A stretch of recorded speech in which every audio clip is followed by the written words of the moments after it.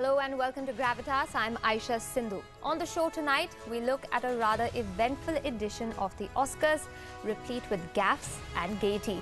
We'll also be talking about the silence of a man who's known for his verbosity. No prizes for guessing whom? It is Donald Trump, and how he stayed mum on Srinivas Kuchibhotla's death. Lastly, we're going to turn our attention to a special report from Pakistan and why its efforts against terror in Waziristan have come to naught so far. First up though, here are the headlines.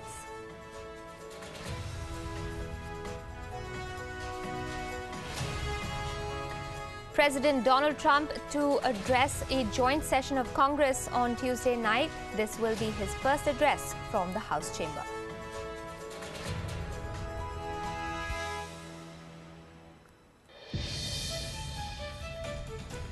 Former US Ambassador Max Baucus says that the country needs to be stopped being pushed around by China and work out a long-term strategy to deal with the Asian powers' rise.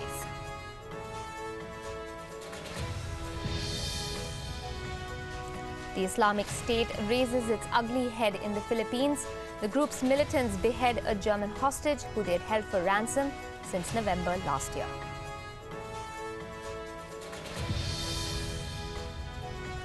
A South Korean lawmaker claims that Kim Jong-nam's assassination was directed by North Korea's Ministry of State Security and the Foreign Ministry.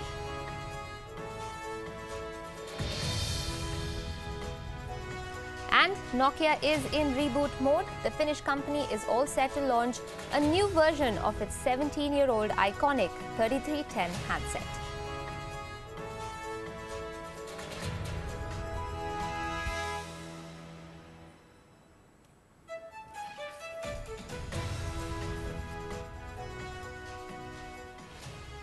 It was a big night for world cinema in Los Angeles as the Academy Awards were announced at a grand event on Sunday night.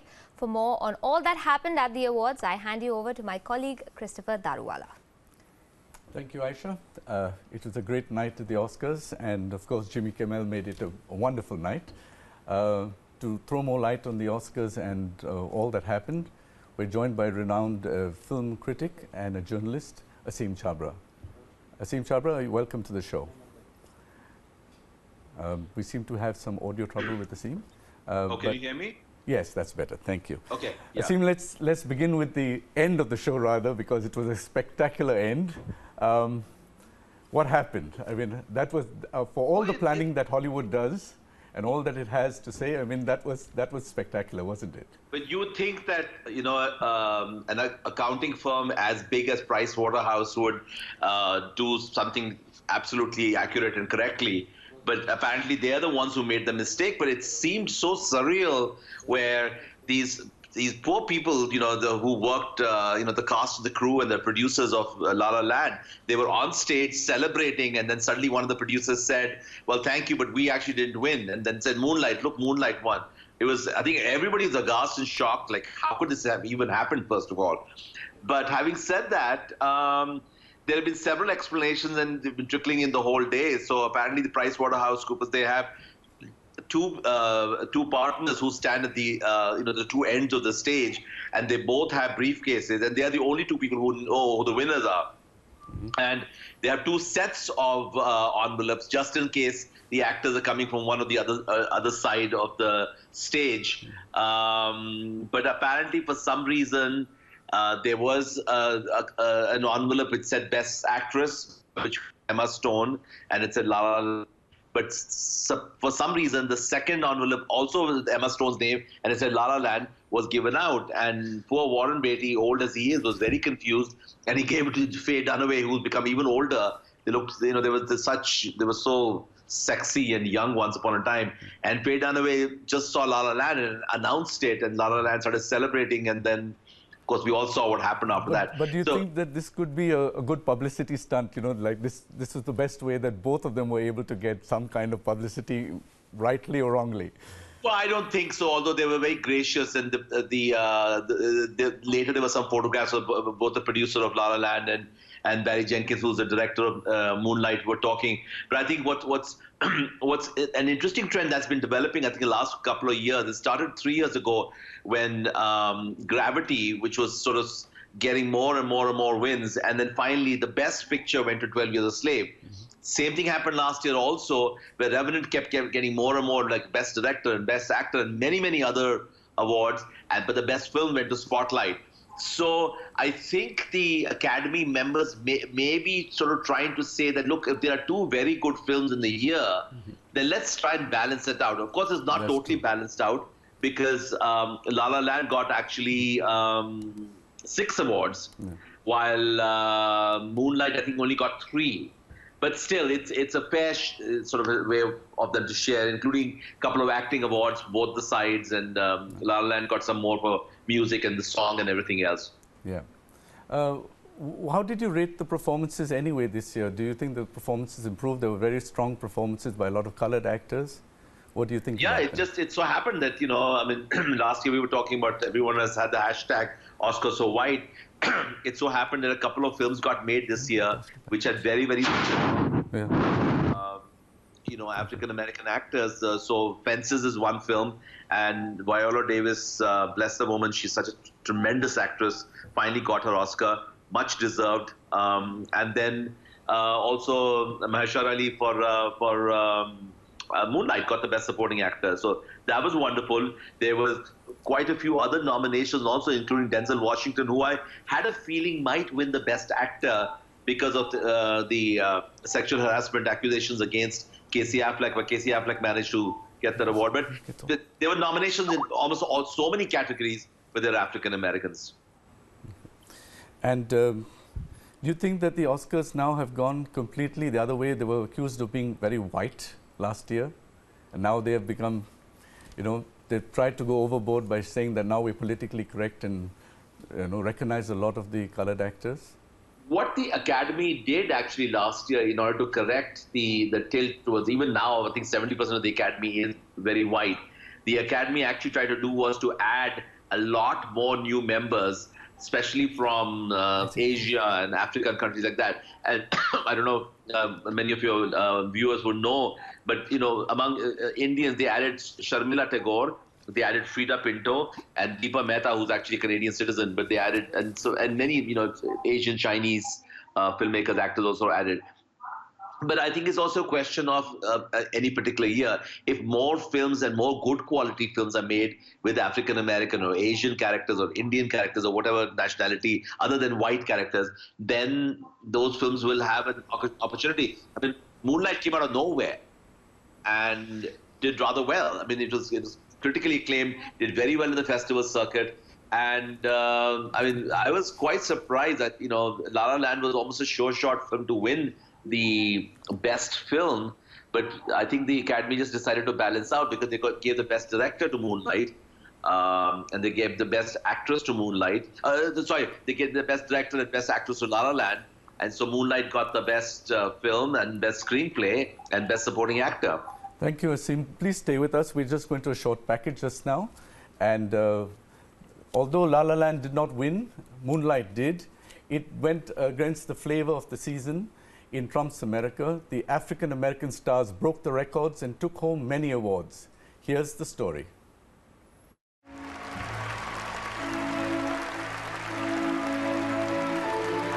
History was made at the Oscars this year, with African-American stars breaking records.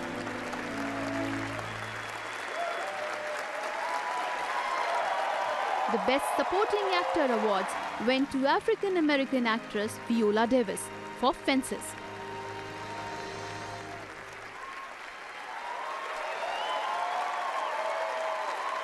And to the Muslim actor Mahershala Ali. I found him yesterday. Found him in a hole on 15. This celebration of diversity appeared as Hollywood's way of telling President Trump to back off. Oh, good. I got a sitting ovation. Awesome. Oh. Well, I've ruined the Oscars already. I don't know what to say. This broadcast is being watched live Maintaining by the millions spirit, of the Americans show host Jimmy and Kimmel around the went world ahead in with a more than lot more. 225 countries that now hate us. And I think that is an amazing thing. After the oops moment of La La Land mistakenly being declared as the Best Picture, the award was actually backed by Moonlight, an independent film by Barry Jenkins that centers around a black boy grappling with his sexuality and addresses the issues of homophobia and patriarchal norms. It's not what I expected. What did you expect? La La Land took home Best Original Score, Best Song, Best Cinematography, Best Actress and Best Director's Award.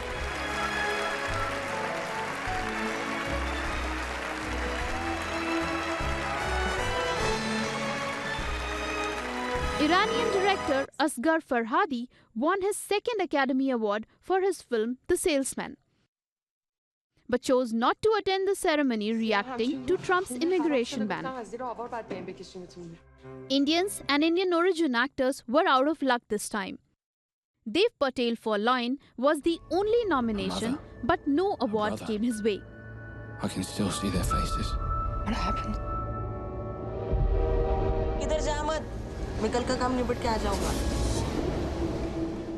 In more than 1,500 nominations over the years, only 16 have gone to Asian actors. But Priyanka Chopra and Deepika Padukone's presence at Oscars and in Hollywood this year is a hint that change is around the corner. Bureau Report, WION. And that was a wrap on what the Oscars were. We're back with Asim for a few more questions. Asim, what about the foreign films? When are we going to see an Indian film doing well at the Oscars again? It's been a long time. Well, the last, unfortunately, so since the time Oscars to foreign language films, only 3 Indian films have been nominated: Mother India, Salam Bombay, and Lagan. It's all of what film India said. A few years ago, there was a big controversy where almost everybody was certain that India would send Lunchbox, Tej Batra's film, which had done very well in the film festival circuits. It won an award at Cannes and it had done really very well, and then had been theatrically released in a number of countries. It did really well in the US, for instance. And so, you know, one of the problems becomes when you have about 80 films coming from foreign language, foreign countries, critics and bloggers who even matter may not have seen those films, but Lunchbox was the film that people had seen, and therefore those people could write and influence Academy members who had also seen the film. India chose not to send it, so it becomes a political issue about what film is sent. You know, it's always a small committee that the film fraternity puts together every year, and there are biases and there are jealousies and whatever happens between them. So there isn't a sort of it's not a very objective, honest way of sending films. And India has in the past sent some really terrible films. India has sent some really good films also. I think the Interrogation, which was a Tamil film this year, was a very strong film. But unfortunately, there were stronger films. And also the Academy members, who tend to be older and white, tend to prefer European films for some reason. And that's why France and Italy have had the most nominations and wins. Asghar Farhadi's win this today had a lot to do, although his film Salesman is very, very good. I think it also had to do a lot with the politics of the time, really. Clearly, people, because until about a few months ago, the German film Toni Erdmann was sort of a sure shot front runner in the foreign language category. So somehow Salesman took over because I think people were trying to send a message to White House. I don't know whether Donald Trump would listen to the message, but people send messages in any case. Anyway, thank you so much, Asim, for your thoughts, and we look forward to seeing you again soon. In more ways than one, this edition of the Oscars was a historic one. Back to you, Aisha.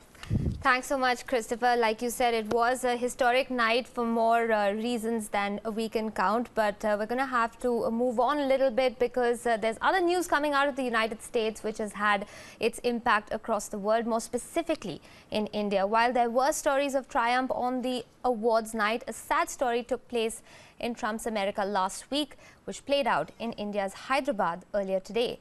The mortal remains of Srinivas Kuchibotla, the techie who was killed in a cancer spa, evidently in a hate crime, reached Hyderabad some time ago. Now, many questions remain unanswered even as the family comes to grips with his untimely death.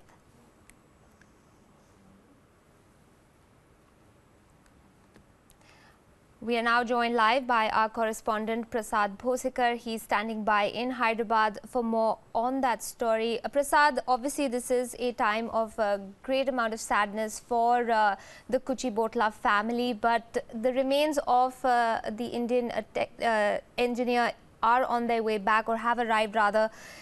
What does a family do at a time like this when an environment of hatred seems to be permeating in the United States? Tell us a little bit about how the family is hoping to go beyond this tragedy and come to terms with it.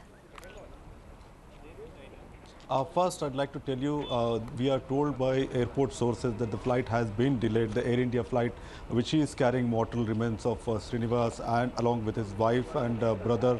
So that has been delayed. So anytime it will take another half an hour to 45 minutes for the flight to reach here. So it's an agonizing wait for the family members here who have already come to collect body of Srinivas, which will be again taken to his home 35 kilometers from here. So the family has been completely devastated, and it is like, you know, endless wait for them, and what they will be seeing only mortal remains of the young man who had gone with a lot of dreams there to lead a good life, to pursue a good career. So now his body is coming back, so we can very well imagine the state in which the family would be right now. Prasad, what is the family hopeful of when it comes to the United States administration? What are they looking to get from, what sort of help are they looking to get from Donald Trump's administration following that tragedy?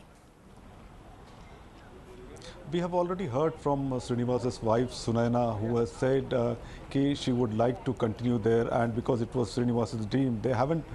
Definitely, the family wants justice to be done, and punishment should be given to the culprit. But this is a very larger issue, like the safety of all the Indians or anybody who is not an American. So there are lakhs and lakhs of Indians who are staying there, and more so from Hyderabad and southern states. So every family here back in India, definitely they are also worried.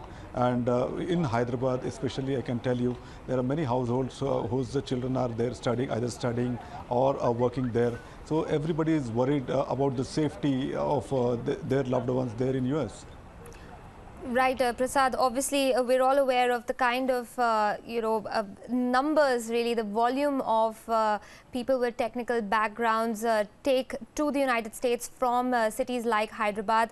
I'm sure you've had an opportunity to speak with people beyond just Srinivas's family. What are the common people in Hyderabad saying when it comes to this crime? How angry are they, and how, are they certain that they, might not choose to go to the US following the environment that is permeating over there and the fact that this grievous tragedy has taken place? Definitely. Right now we are getting to hear a lot of adverse reactions. Like, I'd like to tell you about the reaction of Alok Madhusani, who was injured in this shootout. His parents want him to come back. Definitely, emotions are running high because everybody goes to lead a good life and contribute to that country. It's not that they don't get jobs here and all. For better future or better life, definitely they are contributing, they are working hard. Everybody is doing their bit. But like Sunaina said, Srinivas didn't deserve to die this way. So there is a lot of anger here, like in Hyderabad, or with, among the parents and relatives of persons who are residing there. Right, Prasad, just to remind our viewers, the fact is that the mortal remains of Srinivas Kuchibotla are still on their way home to Hyderabad, his hometown where his family does reside. Our correspondent Prasad Bhosikar there giving us the latest on the arrival of Srinivas. Prasad, thanks for staying with us here and bringing us those details. We'll of course come back to you for more as and when we hear about the arrival of that plane. But while the family grieves the death of their son, what is inexplicable is the lack of any official word from Donald Trump or his administration. Now, one would have expected Mr. Trump to come up with a statement that would have allayed the fears of the Indian Americans there, or of the Indians who are there in the country helping American businesses significantly. However, no word has been forthcoming so far. To speak to us more about what India is dubbing as Trump's deafening silence, we are now joined from Boston by Glenn Kahl, former intelligence officer. Glenn, thanks for taking out the time to speak with us. This is a dark hour for all of India. Surely Donald Trump should have come out with a statement on the death and injury caused to two Indian nationals so far. Well, of course he should have, since all deaths are tragic. And he is theoretically the president of all the people and representing American ideals. But as you point out, that has not been the case. Why is actually quite interesting and important. His base of support is the cultural conservative, anti-globalist, anti-cosmopolitan cultural surge in the United States, and has an old history. There's an ironic link that my family has to these tragic events. 160 years ago, my family moved from New England, where I am now, to Kansas, where the murders occurred, to fight slavery, actually. And they were opposed by this current of know-nothing white purity that is Trump's base. So conservative Republicans, and now Donald Trump, tend not to speak about murders of non-whites. They call them crimes, rather than calling them racially based or culturally based acts of violence. But that's what's happening. Glenn, do you think that this incident, Kuchi Botla's murder, is causing as much strife in America as it is here in India? And if so, is there a difference in how different parts of the country are reacting to his murder? Well, of course, it's an issue of direct attention and concern in India, as it's Indian immigrants to the United States who are the victims. Here, it's part of the larger, for us, the larger story of this cultural clash that Trump is frankly fomenting and riding. That's perhaps the first thing that you could say about him. So the ethnicity and the race of the individuals these two people is only relevant in that they are not white Americans. They are not culturally or ethnically part of this traditional strata that feels besieged by all of the changes of the last 60 years and of globalization of the last 30 in particular. So they are victims. There's a bad joke. It's a sordid or morbid bit of humor that anytime a Muslim terrorist kills someone, then some people like this murderer go out and beat up some Sikhs because they cannot make the distinction. There's the other, and then there are the white conservative Americans who feel besieged. Now, it is a minority, I'm happy to say, and it's important to point out. I too am a white American, and I think I am part of a much broader majority of white Americans who find this behavior and these attitudes disgusting. But that is the divide that Trump is exploiting through his silence.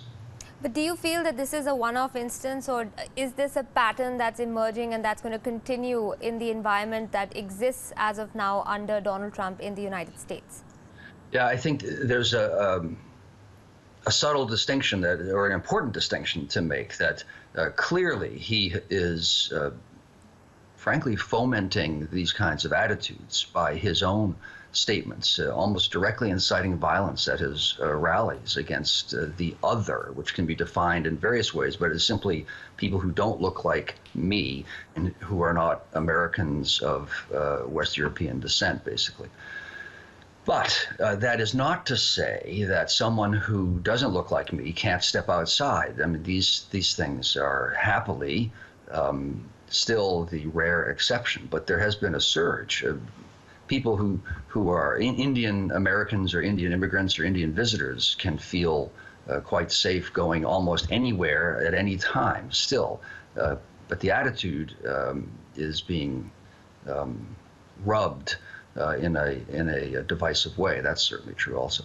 Glenn, it's interesting you brought up, the fact that this attitude is being fomented by Donald Trump's rhetoric and what all he's gone out and said on very public platforms, social media, of course, included. But in this instance, isn't his silence equally worrying? The fact is that the man has taken to social media every single time there's been a so-called terrorist attack, from France to Canada, anywhere and everywhere. He's been very quick to pass judgment on what's going on. But when it comes to this instance, the fact is he's been silent. Isn't that also a tacit approval almost of what's going on?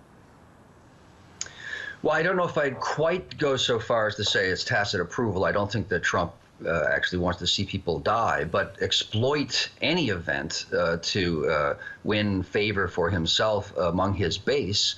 This is what he does viscerally. Yes, and you are absolutely right. His silence is deafening. He said nothing about this event and the attack in Quebec City, Quebec, 2 weeks ago, perhaps, against Muslims. He was also totally silent about. It is, but this behavior, these silences, are in keeping with this political strain of in America that he is now fomenting and on top of, which claims that violence against blacks, say, which is the more characteristic issue in the American political discourse, is characterized as a crime, but violence against whites is characterized as terrorism or a racist attack. Now, they will deny that, but you look objectively, as you have, at the behavior, the silence or the denunciations, depending, and the pattern is invariable. So, yes, it is very notable and very disturbing. Okay, I'm going to ask you, you've already said that one has to make that distinction between this being a one-off and looking at emerging patterns. But just to probe that further, what do you feel this is going, what sort of impact do you feel that this incident and the silence that's followed is going to have on people from different parts of the world traveling to America, let's say on assignment, to help American businesses thrive?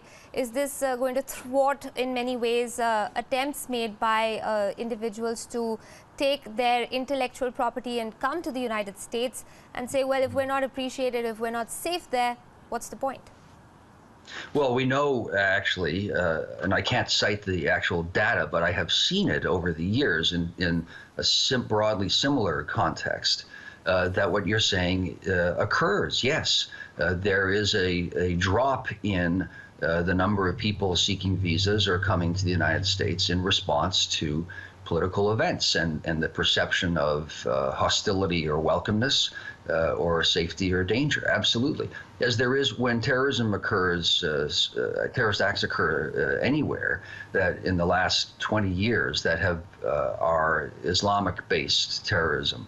The tourism to any Muslim country drops dramatically, literally sometimes by 90%, even though the country in question, say, is 6,000 kilometers away from where a terrorist attack occurred. So in reverse, what you're saying, we also know does occur. And this is a terrible event for everybody, but for the United States.